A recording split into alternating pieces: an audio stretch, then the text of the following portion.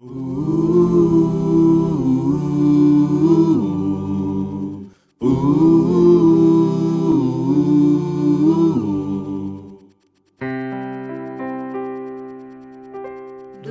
teu falar, ó Salvador, jamais vou duvidar, é encorajador. Alimento Diário, série A Igreja, Coluna e Base da Verdade. Título do volume 5, O Evangelho da Glória de Deus. Autor, Esdras Mar. Título da semana 4, O Evangelho de Paulo. Quarta-feira. Ler com oração 1 João, capítulo 1, versículo 1.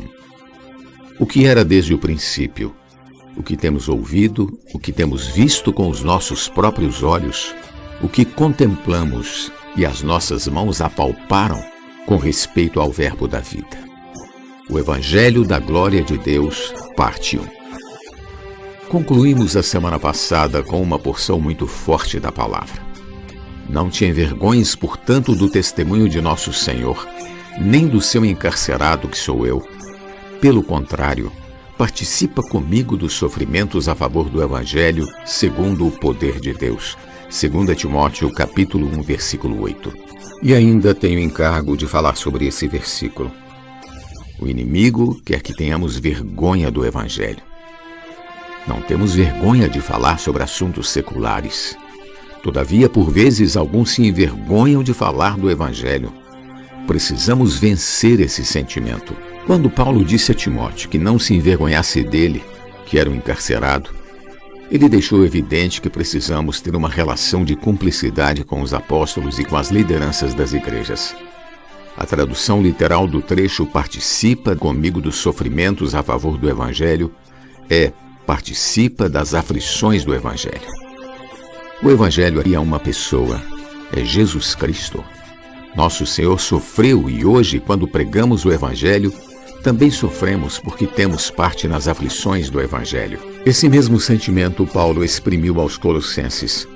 Agora me regozijo nos meus sofrimentos por vós e preencho o que resta das aflições de Cristo na minha carne, a favor do seu corpo que é a igreja. Colossenses capítulo 1, versículo 24. Esses sofrimentos aqui mencionados são por causa do Evangelho.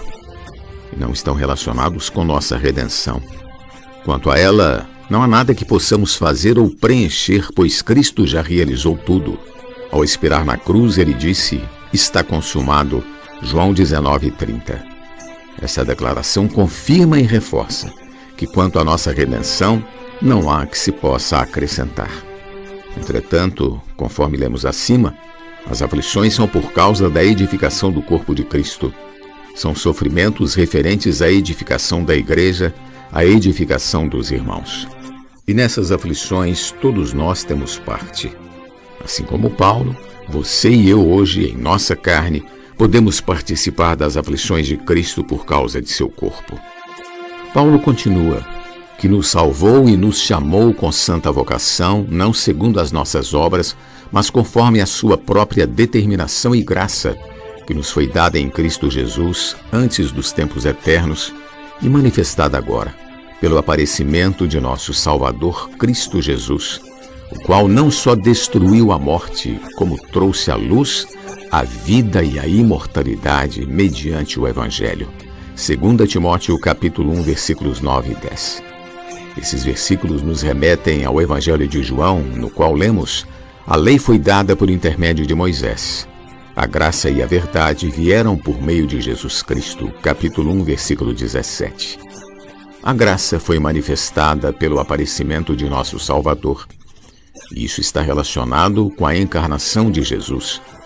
Ao unir essas duas passagens, devemos rogar ao Senhor que nos conceda a revelação, a fim de sairmos da superfície e compreendermos a profundidade aqui revelada. O Senhor Jesus era o Verbo que estava com Deus. No princípio era o Verbo, e o Verbo estava com Deus, e o Verbo era Deus. E o Verbo se fez carne e habitou entre nós, cheio de graça e de verdade, e vimos a sua glória, glória como do unigênito do Pai. João capítulo 1, versículos 1 e 14. Aleluia! Temos aqui o aparecimento de nosso Salvador Jesus Cristo, sua encarnação e seu viver humano. Portanto, quando pregamos o Evangelho, precisamos falar de Cristo, que Ele se tornou carne, se tornou homem para vivenciar o que você e eu experimentamos hoje, ter empatia e compreender o ser humano. Ele é o verdadeiro sumo sacerdote que sabe o que é padecer.